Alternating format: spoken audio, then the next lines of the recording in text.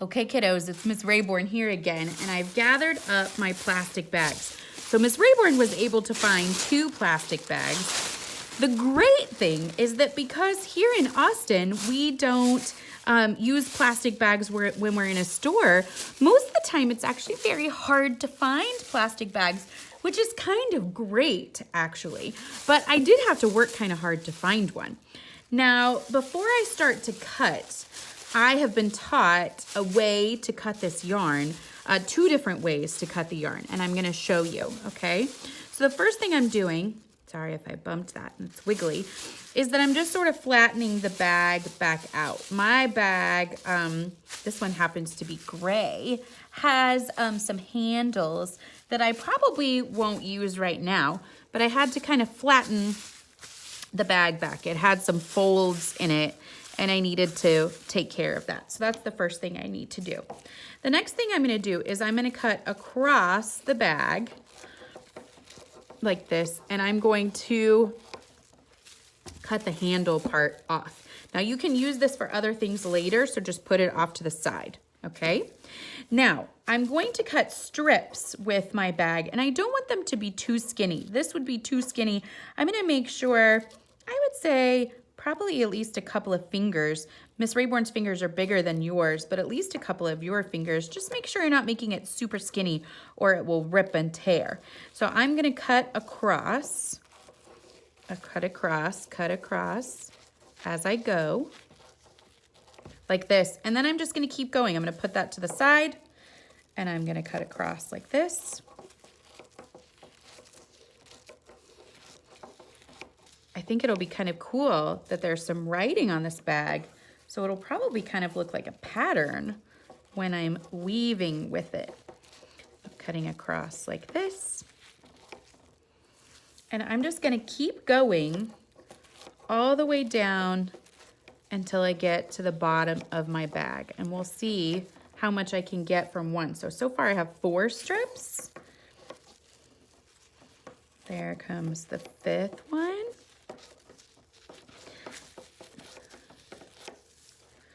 6.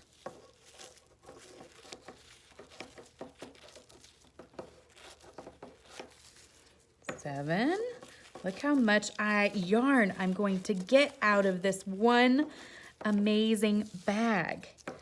Let's see if I can get, this is 8. I bet I can get 9 probably out of this one bag, because I do have to cut off this edge that's closed. I can't use that. So I'm gonna cut across here. Although if I was super careful, I might even be able to get one more if I trimmed off this edge really carefully. So you could definitely try that. It's probably thick enough. So now that I have my strips, I'm gonna show you the way that I was taught to make this yarn by my friend, whose name is Calder Kamen, and she is a local artist who uses these to make incredible things, which we're gonna talk about a little bit right after I'm done showing you how to make the yarn. So when you open it up, you should have a long kind of a circle, right? Do you see how it's attached? I'm hoping you'll be able to see the whole thing. So you don't want to cut this and make it into a string. You want to keep it this way, or at least that's what my friend Calder taught me, because she likes her yarn to be nice and thick when she's working with it. So we want it to be 2 strands like this. So she taught me that I take 2 of the loops, okay? And I'll do this a couple of times so you can see, because it could be a little bit tricky. And I'm gonna loop 1 underneath. This is a little bit like tying your shoes, okay? So I have 1 loop and I put 1 underneath, and then I'm gonna take the tail of this loop and I'm gonna put it through there, and then I'm gonna pull it tight. Do you see how that linked together, this loop with that one? So let's practice again, okay? Because I'm gonna go on to the next one. So I came to the end down here, I took my new loop, I poked it through here, and then I took the tail of the same loop, I poked this one through, took the tail, poked it through, and then pulled it tight. So see how I'm starting to get a line of yarn. I pulled it too tight and I got a little bump in my yarn.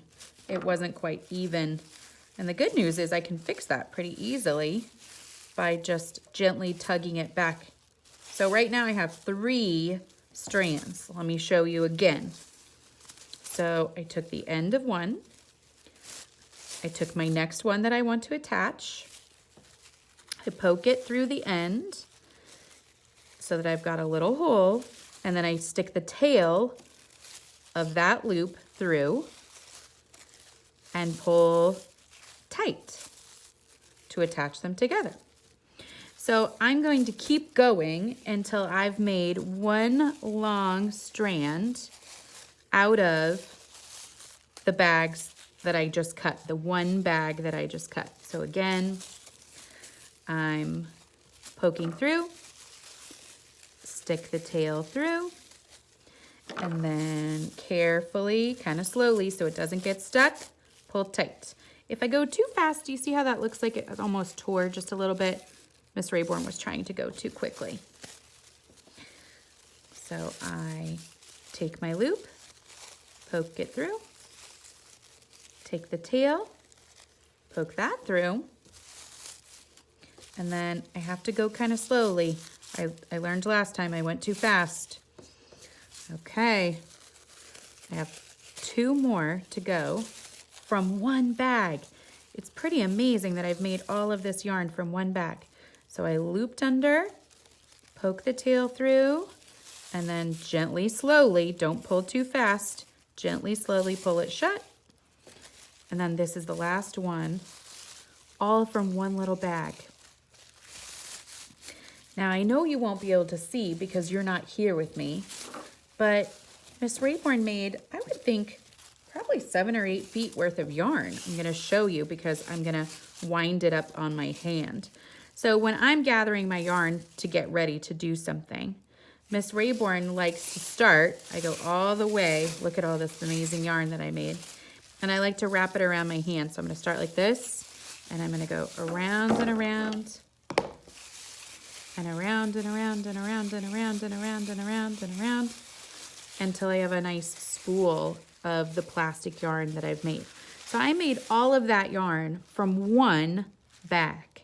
Now, if I wanted to, I could keep going, possibly even with a new color.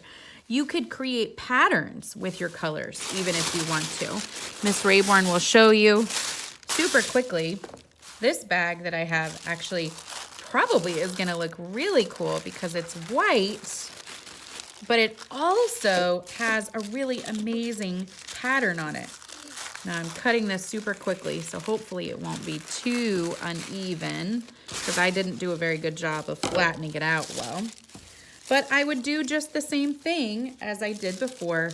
Poke the tail through of that one, and then slowly, this one is thicker because I was cutting very quickly, I pull it tight so I could attach a new color. If you had different colors of bags, if you managed to have different colors of bags at your house, you could even make patterns with your bags and do a loop of blue, a loop of green, a loop of gray, up to you, okay? All right, kiddos, so let's talk about how we're gonna weave. Miss Rayborn is just gonna try some basic finger weaving, which I haven't done in a little while, so we're trying something new together. So when Miss Rayborn was taught how to finger weave, I was taught that you're just going to put your yarn right over the top of your hand like this. And it's kind of loose. You could hold it with your thumb if you'd like to, like that, okay? Then you're gonna go back and forth between your fingers, under this one, across the top of this one, behind and in front. Now you only have to do this first kind of step the first time around. You're gonna loop back behind, across over the top, back behind, and across over the top. So right now, you should have each finger covered like this, right? Okay, so each finger has their own loop. This you only have to do the one time. Next, I come back around and I just do one layer. I need to put my yarn on the other side of my table It's not in a good place. I'm gonna put this over the top like this. And this is my next layer. It can look a little bit difficult with these thick pieces of plastic, but if you've done any finger weaving, you're probably a pro and you can just get right to it. So I'm gonna take this loop that's right here, and I'm gonna pull it over the top of my finger. This one right here. I'm gonna pull it over the top like that. The trickiest one is getting this first one started. So if you can do that, you're gonna be just fine. This little extra piece should be there. Don't worry about that right now. Then I'm gonna pull the next loop. I'm gonna go to my middle finger and scoot that through. Then I'm gonna go to my next finger and I'm gonna scoot that through. Then I'm gonna go to my next finger, pick that loop and pull it over the top and through. So I've made my first loop. It looks a little bit difficult to start with, but I've done my job. Then I'm ready to come back across again, okay? Now I've created a new loop for myself each time, so I don't have to worry about that, okay? So each time when I go across, I'm gonna pull through the top loop. So I'm going back across this way. I'm gonna start here with my pointer finger, pull that one across the top. Then I'm going to go to the next one and I'm gonna pull the top loop over the top of my finger like this. Then I'm gonna go to the next one, pull the top loop over my finger. I like to use my fingers kind of to make it work. And then this one, pull over the top of my finger right there. Now you can start to see that I'm starting to gather some things on the back of my hand, and that's great. Then I go across the top this direction. I'm gonna do exactly the same thing. I'm always starting with my pointer finger. I always use the top loop to pull through, and I just move down to the next one, pulling each time. The plastic, which is great, is pretty flexible, so it shouldn't be hard for you to pull through, okay? If it's feeling too tricky, spread your fingers out a little bit. Then I'm gonna go back across each time, pulling the very first loop over the top of my finger, which creates a new loop and puts that one back down the back side, okay? So I'm just gonna keep working with my finger weaving until I start to get a bit of a loop here. And then I can build things. I left too much of a tail, I think. I can build things and make things out of these amazing creations of yarn groupings that I've made. So you could try that. If you have crochet hooks and things like that, you might want to make something more complicated. I just didn't want anybody to feel like they had to have something at home to do this when we could do a little finger knitting with our fingers that we have right here. Can you see how I'm starting to make that weaving right there, right? So I'm starting to get it on my fingers. So I would just continue. I came to here, I would go across over the top again, pull the top loop over, which creates the new loop, then go on to my next finger, on to my next finger, and so on until I get a piece long enough that I want to switch to a new color or I run out of yarn. Okay, it'll start to come off the back of your fingers as you're going. So I go back on this side and across, back on this side and across,